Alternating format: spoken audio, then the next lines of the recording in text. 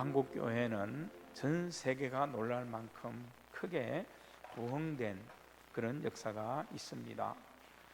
복음을 받아들인 지 얼마 되지 않았지만 이렇게 부흥되었지요. 정말 어떻게 보면 정말 놀랄 만한 일입니다. 그런데 어떻게 한국교회는 이렇게 부흥을 이루었을까? 그 이유가 뭘까? 물론 여러 가지 요인을 생각할 수 있겠습니다. 그런데 한번 목사님이 이렇게 말합니다. 그 중에 놓칠 수 없는 것이 하나 있다. 그렇게 말하면서 이렇게 설명합니다. 우리 한국교회 교인들은 하나님께 예배 한번 온전히 드려보고자 고향과 아버지 집과 친척을 다 떠난 그런 믿음의 역사가 있기 때문이다 라고 그렇게 말합니다. 정말 보따리 하나 사서 대책 없이 떠난 그런 경험이 있다. 그 믿음 위에 세워진 한국교회다라고 그렇게 설명하는 것입니다. 6.25 전쟁이 일어났고 공산 그 지하에서 북한에서는 주일이 되어도 예배를 제대로 드릴 수가 없었습니다. 주일날에도 어린 학생들을 학교에 오라고 하는 겁니다. 교회에 가지 못하게 그렇게 하려고 학교에 오라, 학교 수업한다고 그렇게 하기도 했습니다. 자, 그런 어려운 상황이었습니다. 그러니까 이 북한에만 있다가는, 이 공산주의 지하에 있다가는 하나님을 온전히 예배할 수 없겠구나 한 것이죠. 그래서 마음에 정말 하나님께 마음껏 예배할 수 있는 그 자유 하나 때문에 남한으로 가야겠다는 그런 마음을 먹은 것입니다. 여러분 한번 생각해 보십시오. 지금 보따리 하나 사고 그리고 그들이 살던 집을 떠납니다. 모든 세간을 다 내놓고 그렇게 무작정 그렇게 떠난다는 것이죠. 정말 어떻게 보면 대책도 없이 그렇게 집을 떠날 수가 있겠습니까? 그것도 아이들까지 다 이렇게 챙기고 말입니다. 결국 6.25 전쟁이 일어날 때 북쪽의 수많은 성도는 정말 고향과 아비와 친척집을 떠나서 아브라함에게 그렇게 하나님께서 말씀하신 것 같이 똑같이 진짜 믿음 하나 가지고 그들이 모든 것을 다 버려두고 피난길을 떠났습니다. 아브라함이 떠난 것과 어찌 보면 같지 않습니까? 주일에 예배 자유롭게 드릴 수 있는 그 하나 때문에 말입니다. 하나님 믿는데 하나님 좀 더 신실하게 좀 더 바르게 믿어보자는 것, 그 하나 때문에 그냥 떠난 것입니다. 자, 여러분, 그러니까 그들의 믿음이 어떤 믿음이었겠습니까? 예배를 드릴 때 그들의 예배 드림이 어떤 마음이었겠습니까? 떠나는데 부모님이 이해하지 못하면 어떤 사람은 부모님을 두고 떠나기도 했습니다. 형제를 두고 그렇게 떠나기도 했습니다. 그래서 남한에 내려와서 나중에 결혼식을 이렇게 해야 되는데, 결혼식 하면 친척들이 많이 와야 되는데 결혼식에 올 친척들이 없는 그런 가족들이 얼마나 많은 줄 모른다는 것입니다. 그때 그 성도들은 어떤 각오를 했을까요? 정말 진짜 예수님 바로 믿기 위해 목숨을 내놔야 하는 그런 결단을 했습니다. 그러니 그분들이 주일에 예배를 드려도 그건 정말 그냥 예배당에 와서 주일을 지키는 그 정도가 아니었다는 거죠. 여러분, 우리나라에 괜히 아무 의미 없이 새벽기도가 생긴 것이 아닙니다. 철야기도가 생기고 금식기도가 생기고, 물론 성경에는 금식기도이라는 말씀이 나와 있지만 그렇게 일심을 그렇게 내면서 그렇게 기도하게 된 그런 것들이 결코 괜히 만들어진 것이 아니다는 거죠. 그분들의 열심과 열정이 있었다는 것입니다. 여러분, 집도 다 버려두고 오지 않았습니까? 여러분, 아비 친척 다 떠났습니다.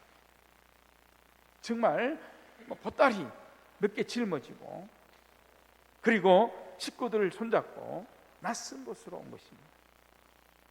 정말 낯선 곳이잖아요. 하나님밖에 없습니다.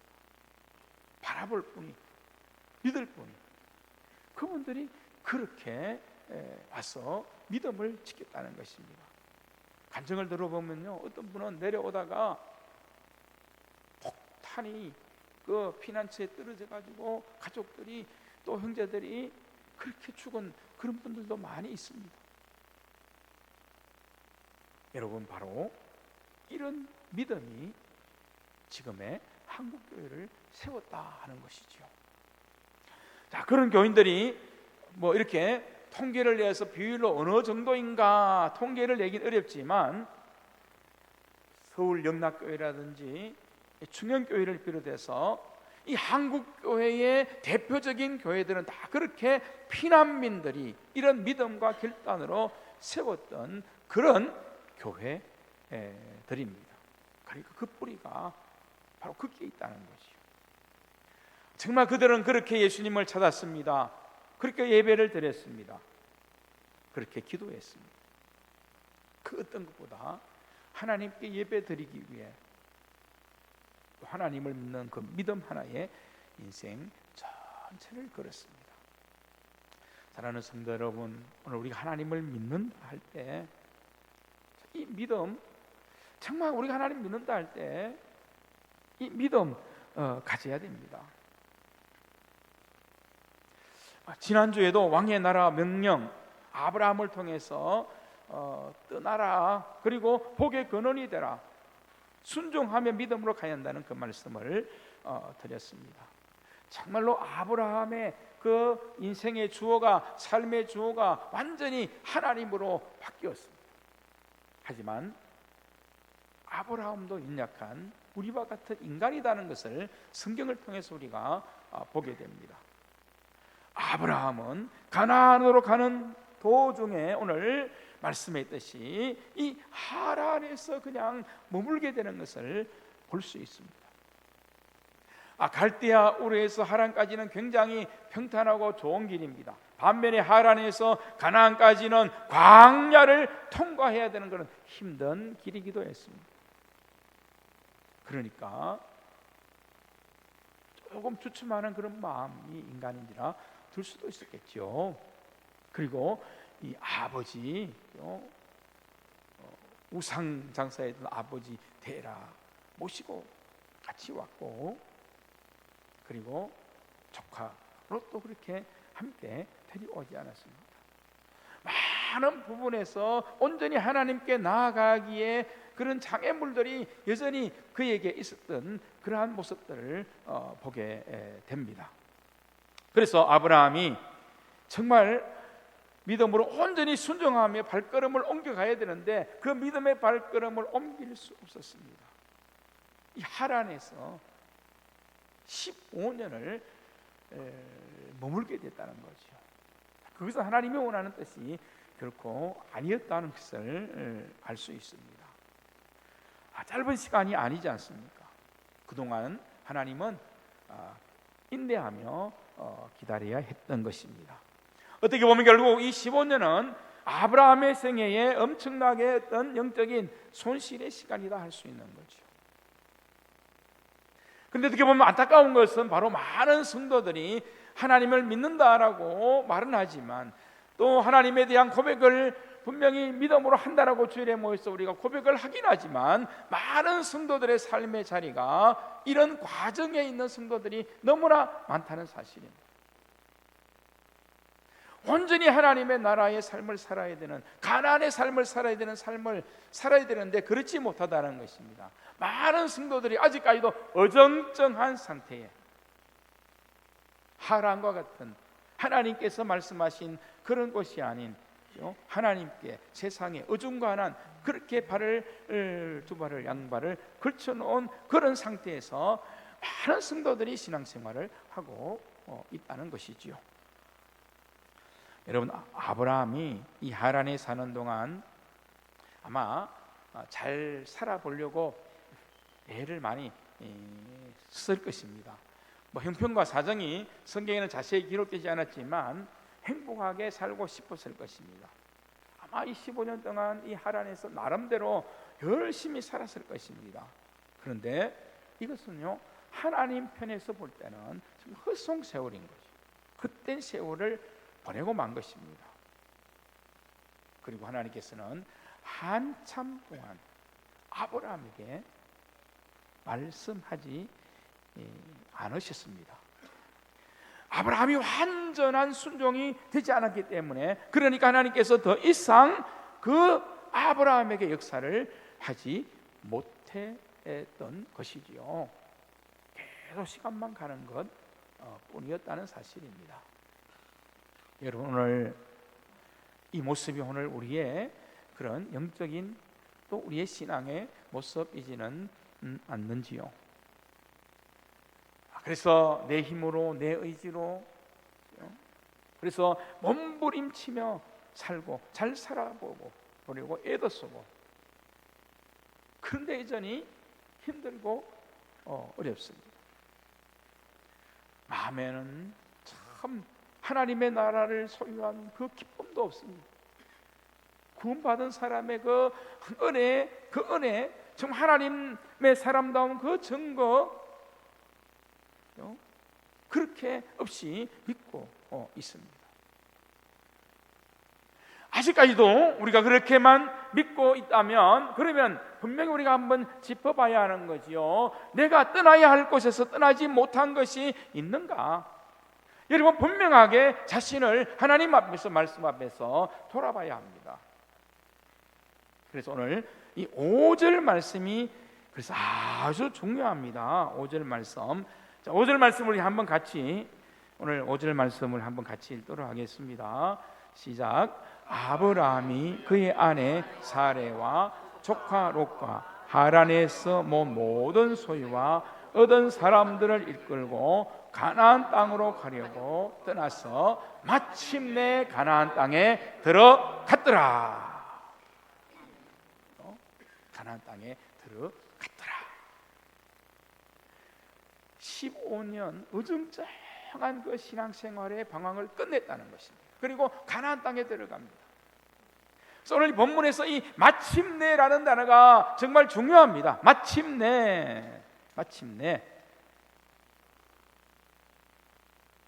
드디어 하나님뿐임을 깨닫게 되는 거죠. 물론 아버지 데라가 거기서 죽기도 했습니다. 그러니까 좀 더 자유로움도 있었겠지만, 결국은 하나님의 은혜와 복이 내게 전부입니다라는 그 고백이 마침내라는 이 단어 속에 포함된 결단의 단어지 않습니까? 이제는 정말 더 확실한 믿음으로 하나님만을 신뢰하며 바라보며 걷겠습니다라고 하는 그 고백이 이 마침내라는 단어 속에 함께 포함된 그런 중요한 신앙 고백이 되는 것입니다. 사랑하는 성도 여러분, 오늘 우리 영광교회 성도님들이 가져야 될 믿음이 바로 저는 이런 믿음이라고 믿습니다. 이제 우리는 헛송세월만 보내는 그런 헛된 그런 믿음을 부숴 던져야 됩니다. 믿는다고 말은 하지만 하나님과의 관계는 끊어지고 단절돼 버린 그런 가짜 신앙에서 철저히 우리가 자신을 돌아보고 벗어나야 되는 것입니다. 하나님을 바르게 그리고 온전하게 믿는 참 믿음의 사람이 됐어야 한다는 것입니다. 예수님이 나의 구주라는, 나의 주님이라는 그 사실을 분명히 온전히 고백해야 하는 것이지요. 그리고 내 안에 임한 하나님의 나라, 하나님의 통치를 우리는 온전히 기쁨으로, 순종으로 받아들여야 되는 것입니다. 왕이신 하나님의 명령을 순종하기 위한 준비가 분명히 우리 안에 되어져 있어야 됩니다. 그리고 모든 것을 합력함으로 나를 가장 복되게 하시려는 왕 되신 하나님이 나의 하나님이라는 사실을 믿고 담대히 하나님을 믿는 믿음으로 마침내 가나안으로 들어가고, 그리고 다시 예배의 삶으로 나아가고, 하나님께서 기뻐하는 그 중요한 영적인 하나님과의 관계를 깊이 친밀하게 그렇게 만드는 이 아브라함의 신앙을 우리의 신앙으로 그렇게 고백해야 된다는 그 사실입니다. 정말 나를 가장 복되게 하는 왕 되신 하나님, 그분을 믿고 절대 신뢰하고 순종하는 그리스도인이 됐어야 하는 것이지요. 이게 정말 하나님께서 원하시는, 너는 복이 될지라 하는 그 사명을 이루는 은혜이고 능력이 분명히 되기 때문입니다. 약속 붙들면 그 사명 감당할 수 있고 그 자리에 우리가 서 있을 수 있습니다. 믿음으로 가야 됩니다. 믿음으로 가야 됩니다.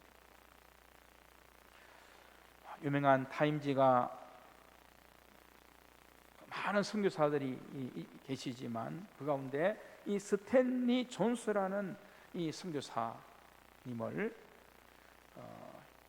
정말 현존하는 가장 위대한 선교사라고 그렇게 설명을 했습니다. 아주 대단한 그런 선교 사역을 하신 분이지요. 인도에 가서 선교하신 그런 선교사님입니다. 이 스탠리 존스 선교사님이 15살 때 어느 집회에서 그가 자기 의지적으로 예수님을 영접합니다. 제가 예수님을 영접하겠습니다. 그렇게 영접 기도를 한 것입니다. 그런데 이 스탠리 존스의 마음에는 아직까지 예수님을 분명히 알지 못했습니다. 알지 못한다는 것은 예수님을 친밀하게 진심으로 예수님을 마음에 영접해서 예수님을 나의 구주로 고백하지 못했다는 것입니다. 예수님을 분명히 만나지를 못했습니다. 그러니까 어린 나이지만 계속 그의 마음에 허전함이, 그리고 갈급함이 그렇게 있는 것입니다. 그리고 그 후 2년 뒤에 그 교회에 부흥회가 열렸습니다. 그때 스탠리 존스의 나이가 17살입니다. 그때 내가 정말 예수님을 만나고 싶다, 정말 예수님을 나의 주님으로 그렇게 고백하고 싶다는 그런 마음의 소원이 생겼습니다. 첫째 날 집회, 둘째 날 집회 지나고 셋째 날 저녁 집회가 있는 교회를 가기 전에 스탠리 존스는 자기 방에서 하나님께 무릎을 꿇었습니다. 정말 가슴이 터질 것 같은 그런 감동이 왔습니다. 그리고 하나님께 기도했습니다. 정말 하나님께 짧은 기도입니다. 주 예수님, 저를 구원해 주세요. 하나님의 나라가 내게 임하게 해주세요. 그 기도를 드렸습니다. 정말 짧은 기도였지만 17년 교회 다녔던 중에 가장 신실한 기도, 가장 갈급한 기도를 하나님께 드렸다고 그는 그렇게 기록하고 있습니다. 그리고 일어나서 셋째 날 부흥회 집회가 열리는 교회로 오는데 막 달려서 뛰어왔습니다. 막 달려서 뛰어왔다. 예배 시간이 늦어서 막 그렇게 뛰어왔다는 그과는 다르겠지요. 그렇게 뛰어온 것 말고 말입니다. 그것도 뭐 대단한 마음이기도 하지만 그것보다 더 분명한 그 마음으로 갈급한 영적인 뜨거움이 그 안에 일어나서 그렇게 달려온 것입니다.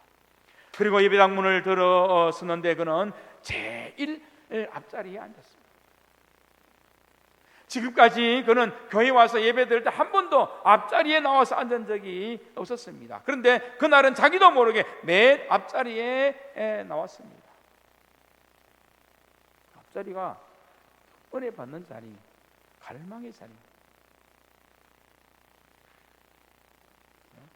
맨 뒤에 앉았으면 조금은 멀어지는 것 같은 그런 느낌이 약간 들어요. 교회 부흥을 말할 때도 맨 뒤에 너무 사람이 많아 앉았으면 교회 부흥이 안 된다 하는 그런 이야기도 부흥사들이 하지 않습니까? 뒤에 사람이 다 차 있으면 이 교회는 사람들이 많구나 해서 안 온다는 거예요. 근데 난 웃으라고 하는 소리지만 그러나 우리가 한 번쯤은 생각해 봐야 되는 거죠. 하나님께 예배드리고 예수님께 내가 나를 산제물로 드리는 예배 시간에 하나님께 나왔다면 이 스테니 존스와 같은 그런 갈급함이 우리 안에도 예배 때마다 일어나는 것이 필요한 것이지 않습니까? 그리고 그는 강단 앞에 무릎을 꿇었습니다. 간절히 기도했고요. 바로 그때 자기 영혼 속에 천국이 들어왔다, 그렇게 그 자서전에 고백하는 것을 봅니다. 그날 자기가 강단 앞에 무릎을 꿇는 바로 그 순간에 천국이, 하나님의 나라가 자기의 삶과 영혼에 들어온 것입니다. 근데 그때 일어났던 그 영적인 느낌을 그가 7가지로 이렇게 기록했습니다. 첫 번째는 하나님께 용서받았다는 느낌이 강하게 들었다. 내 죄가 용서받았고 사함받았다는 그 확신이 내게 강하게 들었다. 두 번째가 본향, 그렇죠? 하나님의 품으로 돌아왔다는 느낌을 받았다. 세 번째는 삶의 목표와 방향이 분명해지면서 이제 내가 가야 될 목적을 찾았다는 그런 느낌이었다. 네 번째는 나는 혼자가 아니구나. 삼위일체 하나님은 나와 함께 하시는 분이라는 것을 더 분명히 확실히 알았다. 그리고 다섯 번째, 나는 의젓한 사람이 되었다는 느낌이 들었다. 일곱 번째, 온전해졌다는 마음이 들었다. 일곱 번째, 은혜를 받았다는 그 감동이 내 안에 깊숙하게 깊이 내게 감동으로 와닿았다. 7가지 정말 은혜가 임할 때, 성령님의 역사가 일어날 때 일어나는 그런 모습이지 않습니까? 정말 이전에는 설명할 수 없었던 역사가 그의 마음에 일어난 것이죠. 진정한 내 마음에 하나님 나라의 통치자 하나님 주님이 그 마음에 오신 것입니다. 정말 놀라운 변화와 역사가 이 17살 스테니 존스에게 여러분 일어났던 것이지요. 그러나 여러분, 사실은 오늘 우리 모두에게 이 은혜가 이미 일어난 하나님의 은혜의 사건이지 않습니까? 예수 그리스도를 통해, 복음을 통해, 우리에게 주시는 믿음을 통해 우리는 이미 이 감격의 은혜가 우리 안에 일어났다는 것을 우리는 알고 있지 않습니까? 믿음과 복음의 역사가 이미 저와 여러분의 심령 속에, 삶 속에 일어났다는 사실을 아셔야 됩니다. 십자가를 통해서, 부활을 통해서, 나를 건지시고 부르시는 그 주님의 그 음성을 통해서 이 역사가 내게 일어난 거예요. 이것이 여러분 구원이지 않습니까? 이것이 우리의 믿음이지 않습니까?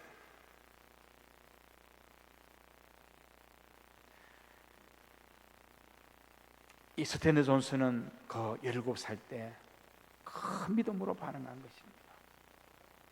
자, 그렇다면 오늘 우리도 마침내 순종했던 스탠리 존스처럼, 아브라함처럼 우리도 믿음으로 반응해야 하는 것입니다.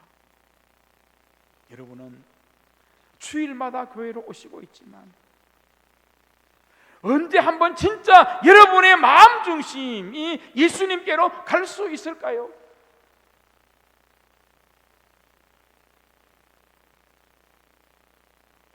오늘 여러분이 교회로 온 이 발걸음이 여러분이 진실로 예수님께로 향하여 오는 그런 걸음이 되었기를 주님의 이름으로 축복합니다. 그에게 친구가 한 사람 있었습니다. 레스라는 친구입니다. 부흥회하는 그날 은혜를 임하고 길단을 하기 위해서 앞으로 나가려고 할 때 옆에 있던 그 레스라는 친구도 있었습니다. 야, 친구야, 레스 같이 가자. 근데 이 친구는 거절합니다. 아니야, 나는 아직까지 인생에 대해서 더 알고 싶은 게 많아. 거절합니다. 여러분, 인생에 대해서 더 깊이 알고 싶으면 하나님 앞으로 나와야 되지요. 왜 하나님께 나가면 인생에 대해서 알고 싶은 것을 모르게 된다는 어리석은 그런 생각을 하는지 참 어리석지 않습니까? 그리고 헤어진 것이 30년 만에 만난 그 친구는 도박과 세상 확락에 빠져서 모든 걸 다 탕진하고 절망적인 삶을 살고 있었을 뿐입니다. 여러분 한번 보세요. 이 레스라고 하는 이 친구도 17살 때 그는 교회에 다니는 아이였습니다. 부흥회도 참석을 했습니다. 오늘 우리가 평가하는 기준으로 말하면 그것이 어떻게 믿음이 없었다고 말할 수 있겠습니까? 교회 다니는 사람이었다고 그렇게 말할 수 있는 거지. 그러나 이 레스라고 하는 이 사람은 주님께로 나아감이 없었습니다. 그에게는 아브라함이 가졌던, 이 스탠리 존스가 가졌던 마침내의 그런 결단이 없었다는 것이죠. 그러니 하나님께서는 그에게는 스탠리 존스에게 허락하셨던 그 놀라운 삶을 허락하실 수가 없었던 바로 그것입니다. 17세에 사춘기 때지만 그 깊은 은혜를 갈망하고, 그래서 그는 주를 위해 헌신하는 귀한 복음을 위한 선교의 사명을 감당하는 그 자리에서 마지막까지 그렇게 칭찬하고 평가할 만큼 아름다운 삶으로 많은 것을 남기고 선한 싸움 다 싸우고 달려갈 길을 달려갈 수 있는 사도 바울과 같은 그런 인생으로 영광을 돌리게 되었다는 사실입니다. 17세. 그러나 여러분들께 보면 우리는 이 나이가 중요하지 않습니다. 정말 나이가 중요한 것은 아니지 않습니까? 여러분의 생애에 반드시 어느 시점에 이제는 정말 내가 진짜 예수님을 온전히 믿고 바라보고 정말 그렇게 믿음으로 살기로 마침내 결단하는 그때가 분명히 와야 됩니다. 그렇지 않으면 주여 주여라고 말을 했지만 내가 너를 모른다는 그 주님의 심판대 앞에서 그런 평가를 받을 수 있는 것이 않습니다.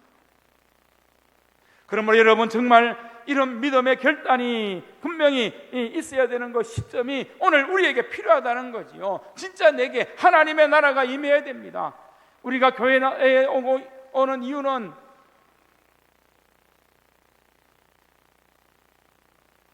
예수님의 그 구원의 은혜를 확실히 고백하기 위해서잖아. 내게 하나님의 나라가 임한 그 삶을 분명히 고백해서 먼저 그 나라와 그 일을 구하는 참된 영원한 소망을 가진 믿음으로 예수 그리스도를 고백하기 위해서 나오는 것이지 않습니까? 그러므로 여러분 이제부터 우리가 살아가는 모든 믿음의 삶에는요, 내가 정말 왕 되신 하나님께, 아버지 하나님께로 계속해서 나아가는 그런 삶을 내가 믿음으로 살리라. 어떤 상황과 환경이라도 아버지께로 나아가 가나안의 그 복을 누리는 가나안의 마침내 가나안의 하나님 나라의 그 풍성한 삶을 살기로 결단하며 그 나라의 삶을 살고 하나님께 예배를 드리고 하나님께 나를 제물로 올려드리는 예배 가운데서 나의 주 나의 하나님을 온전히 고백하고 하나님의 나라에 대한 그 기쁨과 감격, 하나님의 나라의 복음을 누리며 사는 것, 이것이 우리의 구원이다. 이것이 너희가 너에게 준 십자가를 통해서 예수님을 통해서 너에게 준 참된 복이고 선물이다. 주님이 우리에게 말씀하고 있지 않습니까? 아멘. 받아들여야지. 그 복이 나의 복이 되기 원합니다. 그 믿음이 나의 믿음이 되기 원합니다. 그 예수님 나의 주님 되기 원합니다. 그 하나님의 나라가 내 나라가 되기를 원합니다. 이제는 결단해야 됩니다. 마침 이런 믿음의 고백으로 하나님의 나라의 백성이 되었더라 고백해야 됩니다. 이런 결단의 때가, 이 시점이 우리의 삶에 분명히 일어나야 할 줄로 믿습니다. 근데 여러분 정말 바라옵기는, 간절히 여러분에게 바라옵기는 그 어떤 시간보다 바로 오늘 이 시간, 여러분이 지금 오늘 이 시간 예배드리는 이 시간이 바로 여러분에게 그런 믿음과 결단의 시간이 되시기를 주님의 이름으로 축복합니다. 기도하겠습니다.